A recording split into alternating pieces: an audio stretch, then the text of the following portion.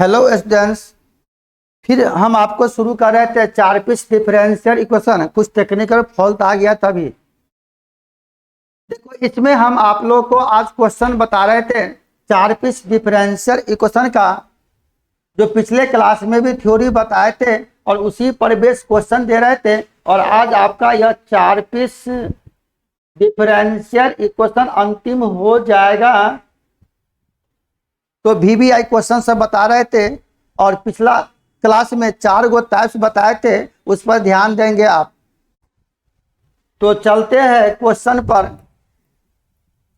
देखिए, यहाँ क्वेश्चन करा कि सॉल्व करो, ध्यान दीजिएगा, करा सॉल्व करो। एग्जाम में पूछा हुआ क्वेश्चन है। क्वेश्चन है मेरा कि p² plus q² into Y बराबर, मान लो यह है q into Z. Most VBI question करा, इस क्वेश्चन को सॉल्व करो। बुआ, अगर यहाँ से यह देख रहे हैं कि यह कोई फंक्शन है, अगर आपको यहाँ से सिर्फ ध्यान देना है कि हम चार पीस एक्सिलरी इक्वेशन से p और q का मान निकाल ले और dz बराबर p into D X plus q into D Y, उसमें वैल्यू रख दो, फिर आप आसानी से उसको बना सकते हो। क्लियर? अब बताओ, इस क्वेश्चन को हम सॉल्व कर रहे हैं। यहाँ से दिया हुआ है कि given differential equation p² plus q² into Y बराबर q इंटू जेड। अगर हम यहाँ से अगर y से गुना करते हो तो यह y से सब में गुना हो जाएगा, या इसको इधर ले आते हो तो यह हो जाएगा p² plus q² into Y minus q into Z बराबर 0। तो देख रहे हैं, यह इक्वेशन इस रूप में है, function of x y z comma p comma q बराबर 0। यह डिफरेंशियल इक्वेशन इस फॉर्म में आ गया। तो यहाँ से हम यहाँ यूज करते थे चार पीस डिफरेंशियल इक्वेशन में। अगर यह f कोई फंक्शन, f का मतलब यही फंक्शन है, इस फंक्शन को अगर हम पार्शियली, मान लो यहाँ से पहले आप निकाल लेते हो कि del f by del x, Charpit's auxiliary equation में इसका यूज पड़ा था। यह del f by del y, del f by del z और del f by del p, और यहाँ से लिया था del f by del q। बुआ, थोड़ा ध्यान दीजिए, अगर इस फंक्शन को, मेरा फाइनली फंक्शन तो यही ना आ रहा हो, यह अगर हम यहाँ y से गुना भी कर देते तो होता p² into Y plus q² into Y minus qz बराबर 0। अगर हम इस फंक्शन को अगर पार्शियली x के रिस्पेक्ट में dc किया, यहाँ तो x है ही नहीं, पार्शियल dc का मतलब फंक्शन को जिसके रिस्पेक्ट में dc करोगे सिर्फ वही वेरिएबल होगा, शेष कांस्टेंट टर्म। अगर इस फंक्शन को अगर हम x के रिस्पेक्ट में dc किया, यह आ गया 0। अगर इस फंक्शन को y के रिस्पेक्ट में dc किया तो क्या होगा बाबू? यह p² प्लस q², y का गुणक है, यह तो कांस्टेंट टर्म हो गया, यह हो जाएगा p² प्लस q²। अगर z के रिस्पेक्ट में dc करोगे, बराबर किधर ला दिया तो इसका वैल्यू आ जाता है, z का dc 1 तो माइनस q। ध्यान दीजिएगा, अगर हम p के सापेक्ष dc किया तो p² का dc हो जाएगा 2p, p के सापेक्ष dc करेंगे और y से यहाँ गुना हो जाएगा तो यह हो जाएगा 2py। अगर q के सापेक्ष dc करेंगे यह भी हो जाएगा 2qy। क्लियर? तो यहाँ से डायरेक्ट अगर हम वैल्यू रख दे, अगर डायरेक्ट हम यहाँ से वैल्यू रख दे इसमें, तो अब आप जानते हो, पहले भी आप निकाल सकते हो, कोई दिक्कत ना। यहाँ से हो जाएगा कितना, यहाँ पर लिखा था तो यह हो जाएगा 2qy। क्लियर है। अब यहाँ से लिया था हम लोग, चूंकि 4 पीस इक्वेशन विल बी, एक्सरी इक्वेशन क्या होता था, 4 पीस एक्सरी इक्वेशन फार्मूला बताए थे। अगर फार्मूला पर अगर आप बैठा देते हो, डीजेड का तो यूज ही नहीं पड़ रहा, किसी को भी ले सकते हो। तो फार्मूला था बाबू कि D P by del F by del X plus P into del F by del Z बराबर D Q by del F by del Y plus Q into del F by del Z बराबर D Z by minus P into del F by del P minus Q del F by del Q बराबर D X by minus del F by del P बराबर D Y by minus del F by del Q. अब बताओ, यहाँ से मान निकाल लिए हो, अगर यहाँ से आप वैल्यू देते हो, अगर यहाँ से वैल्यू देते हो तो यह हो जाएगा D P by del F by del X का मान 0 और P del F by del Z का वैल्यू माइनस क्यू, तो इसका वैल्यू आ जाता है minus P into Q. Direct value रख दिया। तो अगर यहाँ से यह हो गया डी क्यू बाई बउआ y के रिस्पेक्ट में डी सी किया तो यह हो जाएगा P square plus Q into Z के रिस्पेक्ट में किया तो माइनस क्यू, तो माइनस क्यू स्क्वायर, तो क्यू स्क्वायर कट जाएगा, इसका वैल्यू बचेगा पी स्क्वायर।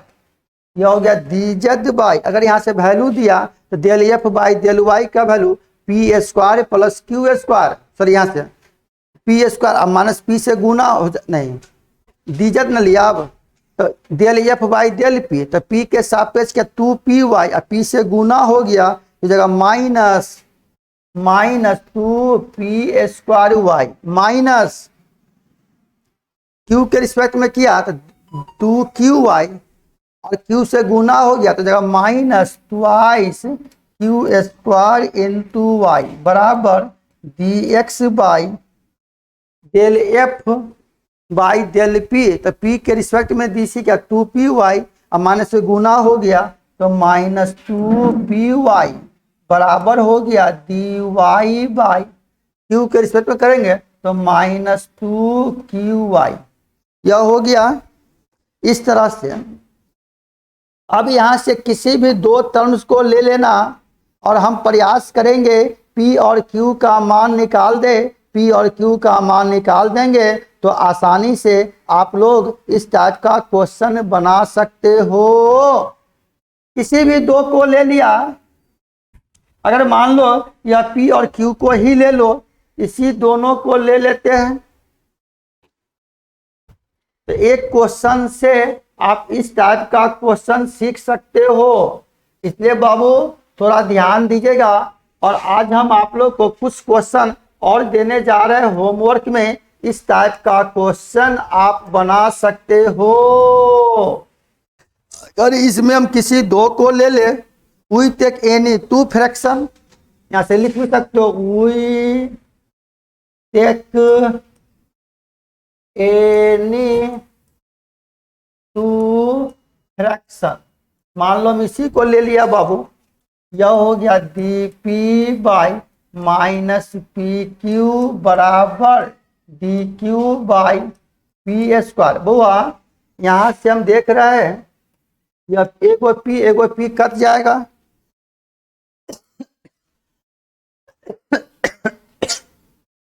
यह हो गया D P by minus Q और डी क्यू बाई पी, कोने कानी गुना करोगे यह हो जाएगा P into D P minus इधर ले आएंगे तो plus Q into D Q बराबर 0 ऑन इंटीग्रेट तो पी इंटू डी पी, तो यह पी का हो जाएगा पी स्क्वायर बाई 2 डायरेक्ट लिख दे तो ये जगह P square plus Q square बराबर सी। अब बते में 2 तो यहाँ 2c को ही सी मान लो, के मान लो, लेमदा मान लो, से कोई दिक्कत ना।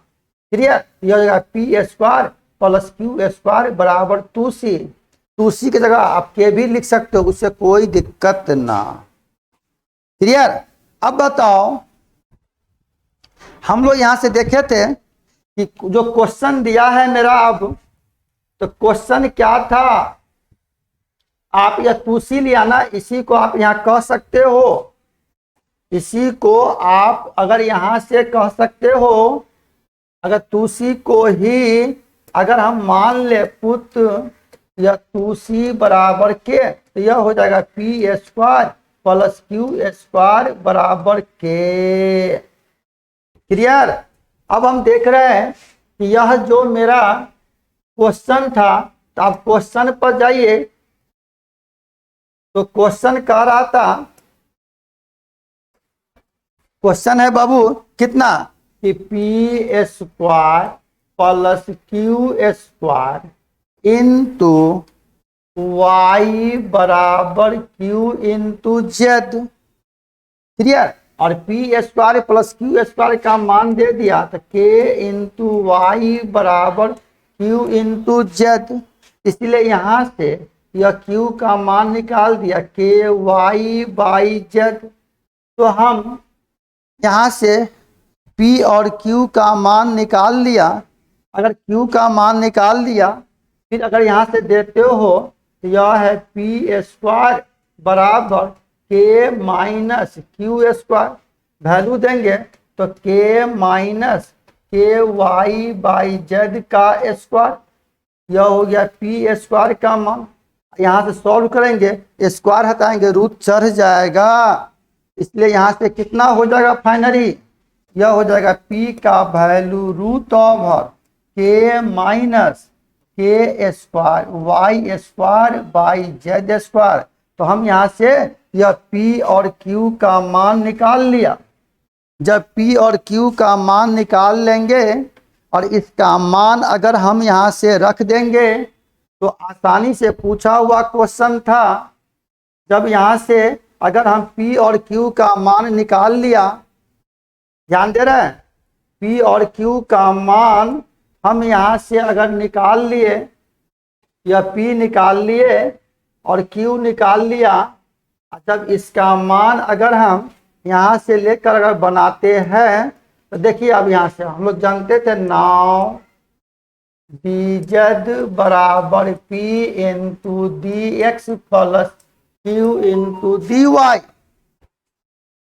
यह हो गया dz बराबर P का value root over K minus K square Y square by Z square D X plus Q का value K Y by Z into D Y. समझ में आ रहा? अब अगर हम सबका वैल्यू दे दिया, P और Q का वैल्यू, और यहाँ से अगर हम इसको सॉल्व करेंगे, तो आसानी से आप लोग इस टाइप का क्वेश्चन बना सकते हो। मान लो यह dx है, तो अगर हम यह dx शेष को यहाँ ला दिया, और यह है के वाई बता जेड इंटू डी वाई, अगर सबको बराबर के एक तरफ हम ला दें, इसका मान यहाँ से आप कह सकते हो, ध्यान दीजिएगा, D Z minus K Y by Z into D Y बटे root over K minus K square Y square by Z square बराबर डी एक्स। और इसको कर देंगे हम लोग ऑन इंटीग्रेट, इंटीग्रेशन ऑफ इतना। बहुत अच्छा क्वेश्चन है, तो नया ट्रिक बता रहे हैं यहाँ पर। और जब हम इसको इंटीग्रेट कर दिया, जब इसको सॉल्व करोगे ना, एलसीएम लेंगे, तो इसका वैल्यू जेड स्क्वायर लघुत्तम तक ऊपर में जेड बचेगा। जब इसको सॉल्व करेंगे तो यहाँ से हो जाएगा, और यह जेड नीचे ऊपर भाग जाएगा, जेड से इसमें गुना हो जाएगा। इसी का मान और कहिएगा तो जाएगा इंटीग्रेशन ऑफ यह Z into D Z minus Z Z cut गया, तो जगह के वाई इंटू डी वाई, के वाई इंटू डी वाई, और नीचे हो जाएगा रूट ओवर के इंटू रूट ओवर, यह हो जाएगा Z square minus K into Y square बराबर इंटीग्रेशन ऑफ डी एक्स।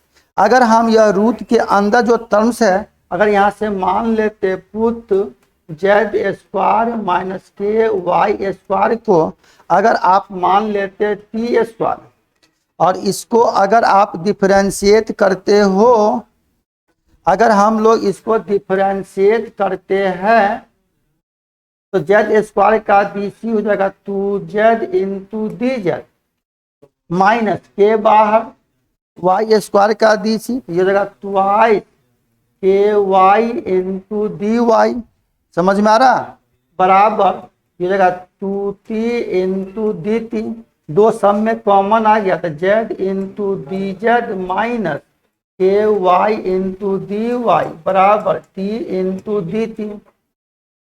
जब हम अगर इसका मान यहाँ से रखते हैं, बहुत अच्छा क्वेश्चन है, जब हम इसका मान अगर यहाँ से रखते हैं, जब हम इसका मान अगर यहाँ से रखते हैं तो यह इक्वेशन आ जाता है इंटीग्रेशन ऑफ यह t into D T by root over K, यह जगह टी स्क्वायर, तो सिर्फ बचेगा t बराबर integration of D X, T से t कट जाएगा, तो 1 by root over K integration of D T, integration of D X. 1 by root K तो कोई कांस्टेंट टर्म है, ध्यान दे रहा है, यह हो जाएगा 1 बाई रूट ओवर के इंटू टी बराबर एक्स प्लस सी। फिर यहाँ से हम टी, तो टी का मान यहाँ से रख देंगे, तो 1 by root over K T, तो यह हो जाएगा root over Z square minus K into Y square बराबर सी। यही हो गया इस डिफरेंशियल इक्वेशन का सॉल्यूशन। जब यह क्वेश्चन बन गया, एग्जाम में पूछा हुआ क्वेश्चन है, तो आसानी से आप लोग इस टाइप के क्वेश्चन को बना सकते हो। पूछा हुआ क्वेश्चन है बाबू, अगर यह क्वेश्चन बना लेते हो, इसी पर बेस अगर हम कुछ क्वेश्चन अगर आपको होमवर्क में दे तो इस टाइप का क्वेश्चन जरूर आप बना सकते हो। देखिए, तो हम आपको दे रहे हैं होमवर्क में question, solve the following, solve the following differential equation in 4 पीस मेथड। करा इस डिफरेंशियल इक्वेशन को सॉल्व करो 4 पीस मेथड से। क्वेश्चन है हम लोग का पहला नंबर होमवर्क में दे रहा है, यह है P X plus Q Y बराबर P into Q, most VBI question. तो आप लोग इस क्वेश्चन को बनाओगे, जो साथ से अगर क्वेश्चन ना बने तो वह जरूर आप क्वेश्चन पूछेंगे हमसे, लेकिन आप बनाओगे ना तो आसानी से इस टाइप का क्वेश्चन बन जाएगा। तो हम आप लोग को कुछ क्वेश्चन आज दे रहे होमवर्क में, इस क्वेश्चन को आप बनाइएगा। चलिए सेकेंड नंबर क्वेश्चन देखो, क्वेश्चन करा कि z बराबर है P X plus Q Y plus P square plus Q square. Clear? एक और क्वेश्चन देखो यहाँ पर, करा P square plus Q square into X बराबर है पी इंटू जेड। क्वेश्चन को बनाइएगा होमवर्क में। क्लियर? चलिए अब नेक्स्ट क्वेश्चन यहाँ पर दे रहा है चौथा नंबर क्वेश्चन। जो भी क्वेश्चन दे रहा है होमवर्क में, उस क्वेश्चन को जरूर आप बनाएंगे। और हम आशा करेंगे सभी आदमी से कि आप लोग इस टाइप का क्वेश्चन बनाएंगे। होमवर्क में इस टाइप का क्वेश्चन पूछता है। यहाँ क्वेश्चन कर रहा है कि P square X plus Q square Y बराबर जेड। क्लियर। देखो अगला क्वेश्चन कर रहा है 5 नंबर कि ट्वाइस एक्स जेड बराबर है P X square plus 2 X Y minus P Q. 6 number question. जो भी क्वेश्चन दे रहे हैं होमवर्क में ना बाबू, इस क्वेश्चन को आप लोग जरूर बनाएंगे। और जब बनाओगे बाबू ना तब ये सीख पाओगे क्वेश्चन। देखिए यहाँ क्वेश्चन कर रहा है P square plus Q square minus 2px minus 2qy plus 1 बराबर 0। देखिए 7 नंबर क्वेश्चन। कुछ क्वेश्चन हम आपको दे रहे हैं, यह चुनिंदा क्वेश्चन है। इस क्वेश्चन को जरूर आप बनाना और हम आशा करेंगे अच्छी तरह इस टाइप का क्वेश्चन बन जाएगा। देखिए 7 नंबर जेड इंटू पी बराबर माइनस एक्स। 8 नंबर क्वेश्चन कि Z plus P X minus Y X square into Q square minus X Q P into Q बराबर 0। अगर आप इस क्वेश्चन सबको बनाते हो और यह पूछा हुआ क्वेश्चन है तो आसानी से आप लोग इस टाइप के क्वेश्चन को सॉल्व कर सकते हो। बड़ा सिंपल तरीका से क्वेश्चन बताया था। तो हम आशा करेंगे आप लोग से इस जो भी क्वेश्चन होमवर्क में दे रहा है उस क्वेश्चन को आप जरूर बनाएं एक बार। यह सभी क्वेश्चन पूछा हुआ क्वेश्चन है। तो आज इतना ही। अगले क्लास में हम आपको एक नया चैप्टर लेकर आ रहे हैं। इस चैप्टर का नाम है मोंग्स डिफरेंशियल इक्वेशन। इसके लिए कुछ कॉन्सेप्ट है। तो अगले क्लास में हम आप लोग को शुरू करेंगे। यह नया चैप्टर है। इस चैप्टर का नाम है मोंग्स डिफरेंशियल इक्वेशन। इस चैप्टर का कुछ कॉन्सेप्ट बताएंगे कि कोई भी डिफरेंशियल इक्वेशन है अगर इस रूप में होगा उसी को मोंग्स डिफरेंशियल इक्वेशन कहा जाता। देखिए ध्यान दीजिएगा। कह रहा यह the differential equation of the for. कह रहा कोई भी डिफरेंशियल इक्वेशन इस रूप में हो capital R into small R plus capital S into small S plus capital P into small T बराबर भी। कोई भी अगर डिफरेंशियल इक्वेशन इस रूप में है capital R into small R plus capital S into small S plus capital T into small T बराबर V. अगर कोई भी डिफरेंशियल इक्वेशन अगर इस रूप में हो तो उसी को कहा जाता था मोंग्स डिफरेंशियल इक्वेशन। यहाँ से हम लोग कहेंगे यह small R small T small S यह सब फर्स्ट डिग्री का है। और capital R capital S capital T capital V यह सब फंक्शन है एक्स वाई जेड का, है ना। यहाँ से कहेंगे हम लोग where capital R capital S capital P और कैपिटल भी इतना are the function of X Y Z P और क्यू का फंक्शन। यह capital R capital S capital T और कैपिटल भी यह सब फंक्शन होगा एक्स वाई जेड पी और क्यू का।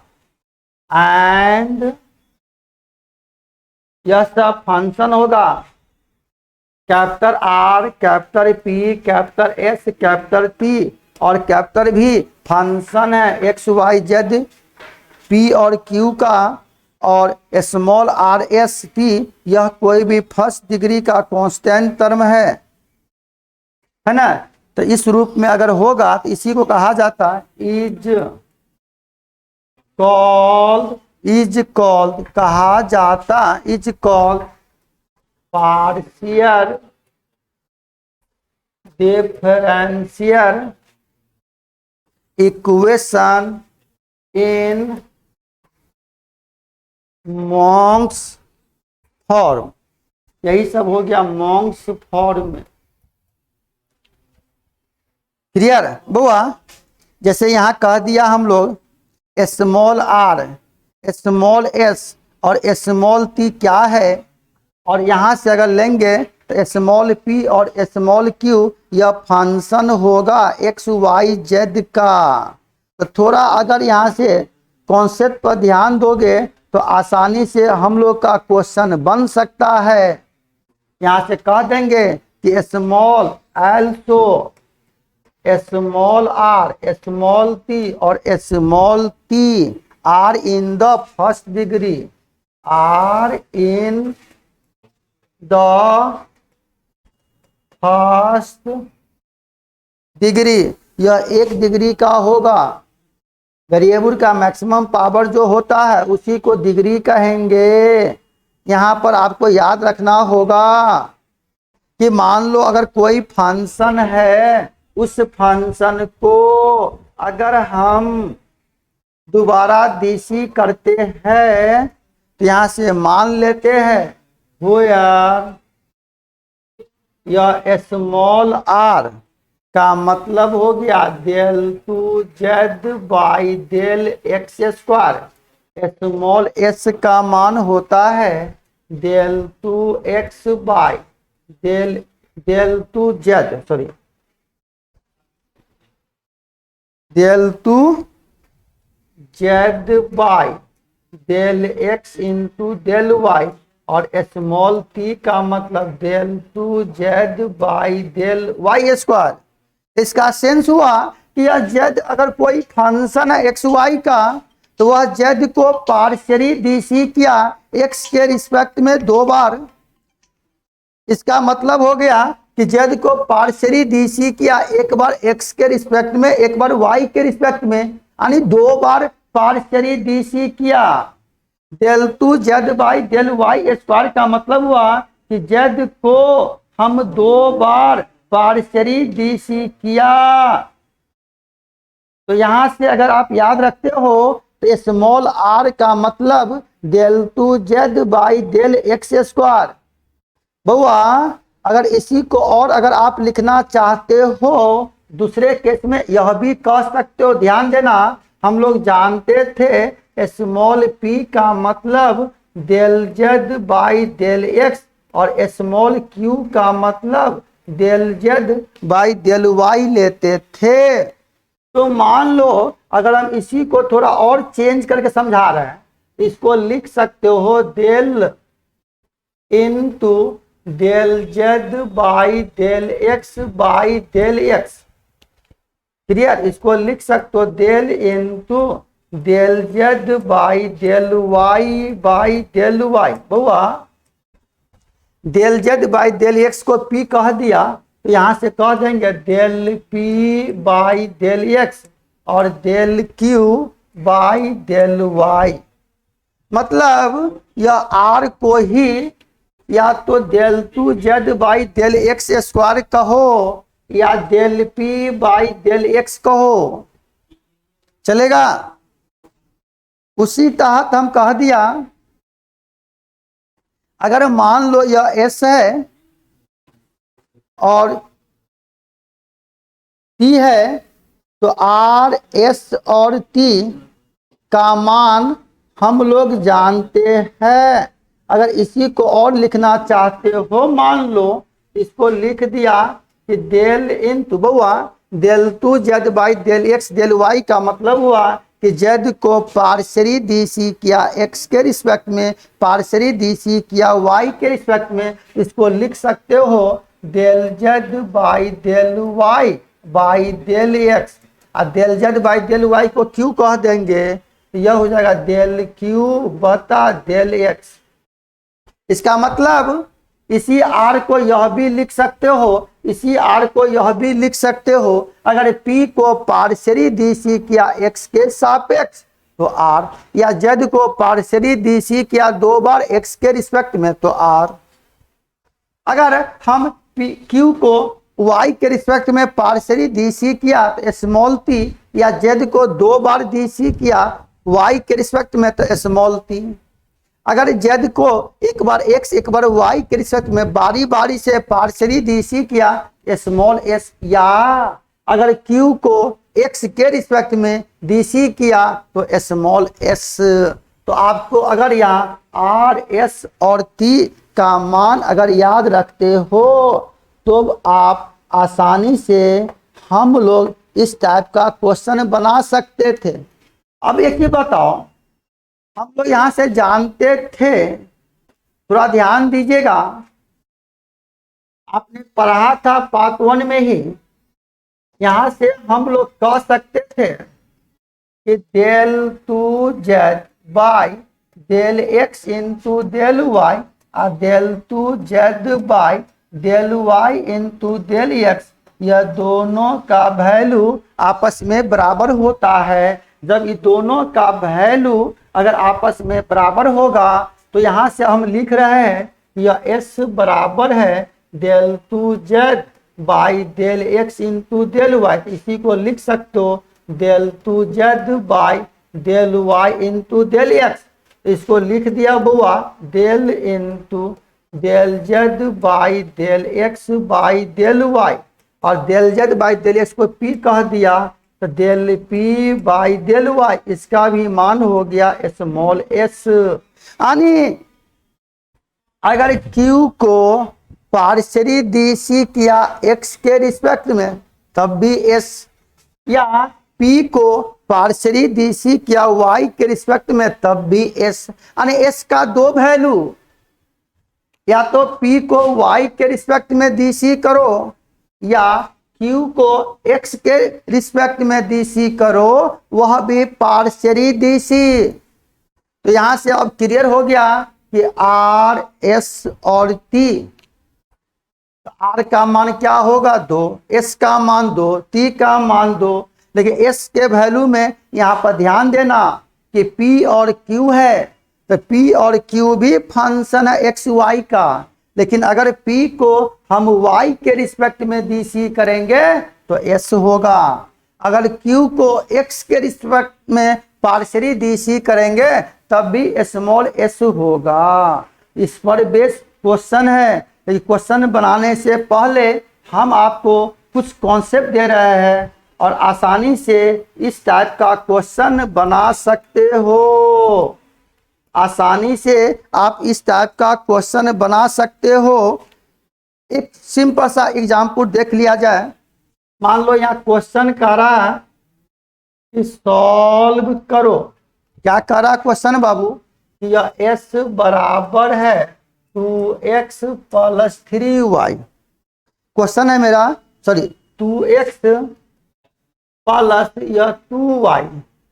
कह रहा इस इक्वेशन को सॉल्व करो। अगर आप यहां से निकालना चाहते हो तो मान लो s है तो s का मान आपको यहां से बताए थे del 2z by del x into del y। किसी के रिस्पेक्ट में इसको इंटीग्रेट कर देना, फिर एक बार x के रिस्पेक्ट में इंटीग्रेट कर देना, आसानी से क्वेश्चन बन जाएगा। तो यह इस टाइप का जो क्वेश्चन सब है ना, इस क्वेश्चन को हम सॉल्व कर देते हैं। थोड़ा ट्रिक है, देखो यहां से कह रहा आंसर दिया हुआ गिवन डिफरेंशियल इक्वेशन यह s बराबर है 2x प्लस 2y। तो s को लिखेंगे del 2z by del x into del y, तो 2x प्लस 2y। क्लियर? मान लो बुआ अगर इस फंक्शन को अगर हम इंटीग्रेट करते हैं किसी के रिस्पेक्ट में, या तो x के रिस्पेक्ट में या y के रिस्पेक्ट में, अगर हम इस फंक्शन को लिख सकते हैं del into del Z by del Y by del X, या del into del Z by del X into D X. तो किसी के रिस्पेक्ट में कर सकते हो। 2 वेरिएबल है तो क्रमबद्ध करते हैं, तो यहाँ से करेंगे कि on integrate with respect to x, जब एक्स के रिस्पेक्ट में अगर इंटीग्रेट करोगे इसका मतलब y यहाँ कांस्टेंट टर्म आ गया, इसका मतलब चूंकि y इज कांस्टेंट, y हो गया कांस्टेंट टर्म। बोलिए क्लास में। अब वह अगर हम इसको अगर करते हैं इंटीग्रेट, किसी एक को अगर कांस्टेंट टर्म मान लिया, अगर y कांस्टेंट टर्म है तो इसका इंटीग्रेशन हो जाएगा del Z by del y, तो यह हो गया del Z by del y. देखो x के रिस्पेक्ट में किया तो 2 बाहर, x का integration x square by 2, 2 2 cut गया था एक्स स्क्वायर प्लस 2y बाहर और dx का इंटीग्रेशन 2xy, ध्यान दे रहे हैं, प्लस जब y x के रिस्पेक्ट में दी थी क्या तो x का ना फंक्शन बचेगा, तो x वाला फंक्शन को y ना मानेंगे, तो मान लेते यह हो गया कोई constant term function of y, ताकि y अगर कांस्टेंट टर्म है तो y के रूप में बचेगा। फिर इसको करेंगे on integrate with respect to y, तो यह हो जाएगा z, समझ गए ना, यह z। देखो y के रिस्पेक्ट में करेंगे तो x कांस्टेंट था तो जगह एक्स स्क्वायर इंटू वाई, यहाँ से y के रिस्पेक्ट में किया था 2x बाहर, y स्क्वायर बाई 2, तो 2 2 कट जाएगा तो इसका हो जाएगा x into Y square plus function of y है, जब इसको इंटीग्रेट करेंगे तो यह हो जाएगा integration of function of f y into D y, या डेल वाई भी लिख सकते हो, और लास्ट में यह बचेगा फंक्शन ऑफ एक्स, यही हो जाएगा इसका आंसर। तो आज का क्लास इतना ही, फिर हम लोग मिलते हैं अगले क्लास में।